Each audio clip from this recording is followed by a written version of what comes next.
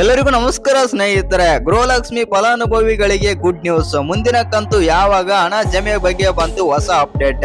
ಹೌದು ಸ್ನೇಹಿತರೆ, ಅಷ್ಟಕ್ಕೂ ಗೃಹಲಕ್ಷ್ಮಿ ಬಗ್ಗೆ ಏನೆಲ್ಲ ಅಪ್ಡೇಟ್ ಇದೆ ಅಂತ ತಿಳ್ಕೊಂಬರೋಣ ಬನ್ನಿ. ಹಾಗೆ ಮುಂದಿನ ಕಂತು ಯಾವಾಗ ಜಮಾ ಆಗ್ತದೆ ಅದನ್ನು ತಿಳ್ಕೊಂಬರೋಣ ಬನ್ನಿ. ಅದಕ್ಕಿಂತ ಮುಂಚೆ ನೀವೇನಾದ್ರೂ ಚಾನಲ್ಗೆ ಸಬ್ಸ್ಕ್ರೈಬ್ ಮಾಡ್ಕೊಳ್ಳೋದು ಹಾಗೆ ನೋಡ್ತಿದ್ರೆ ಸಬ್ಸ್ಕ್ರೈಬ್ ಮಾಡ್ಕೊಂಡು ಬೆಲ್ ಐಕನ್ ಅನ್ನ ಆಲ್ ಇಟ್ಕೊಳ್ಳಿ. ಹಾಗೆ ಮರದೆ ವಿಡಿಯೋಗೊಂದು ಲೈಕ್ ಕೊಡೋದನ್ನ ಕೂಡ ಮರಿಬೇಡಿ.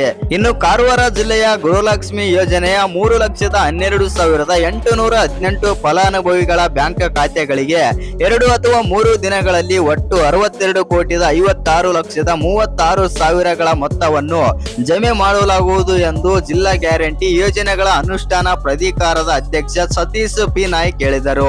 ಇನ್ನು ಗೃಹಲಕ್ಷ್ಮಿ ಫಲಾನುಭವಿಗಳಿಗೆ ಆತಂಕ ಬೇಡ. ಹೌದು ವೀಕ್ಷಕರೇ, ಕಾರವಾರ ಜಿಲ್ಲಾ ಗ್ಯಾರಂಟಿ ಯೋಜನೆಗಳ ಅನುಷ್ಠಾನ ಪ್ರಾಧಿಕಾರದ ಕಚೇರಿಯಲ್ಲಿ ಗೃಹಲಕ್ಷ್ಮಿ ಮತ್ತು ಗೃಹ ಜ್ಯೋತಿ ಯೋಜನೆಗೆ ಸಂಬಂಧಿಸಿದಂತೆ ಇತ್ತೀಚೆಗೆ ನಡೆದ ಅಧಿಕಾರಿಗಳ ವಿಶೇಷ ಸಭೆಯ ಅಧ್ಯಕ್ಷತೆ ವಹಿಸಿದ ಅವರು ಮಾತನಾಡಿದರು.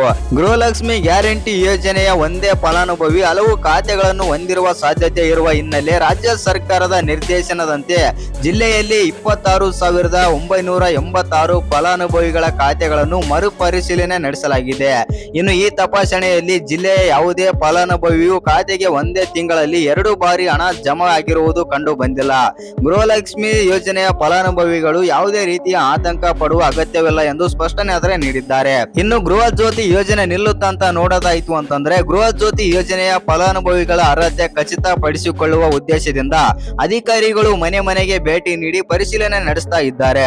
ಪರಿಶೀಲನೆಗೆ ಆಗಮಿಸಿರುವ ಅಧಿಕಾರಿಗಳಿಗೆ ಫಲಾನುಭವಿಗಳು ಕಡ್ಡಾಯವಾಗಿ ತಮ್ಮ ಮತದಾರರ ಗುರುತಿನ ಚೀಟಿ ಅಂದ್ರೆ ವೋಟರ್ ಐಡಿ ಸೇರಿದಂತೆ ಅಗತ್ಯ ದಾಖಲೆಗಳನ್ನು ನೀಡಿ ಸಹಕರಿಸಬೇಕು.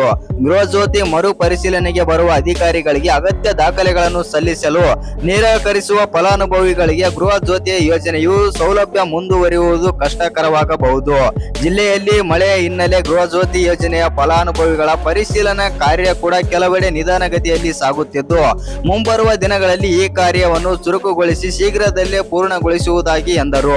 ಇನ್ನು ಸಭೆಯಲ್ಲಿ ಗ್ಯಾರಂಟಿ ಯೋಜನೆಗಳ ಅನುಷ್ಠಾನ ಇಲಾಖೆ ಅಧಿಕಾರಿಗಳು ಮತ್ತಿತರರು ಇದ್ದರು.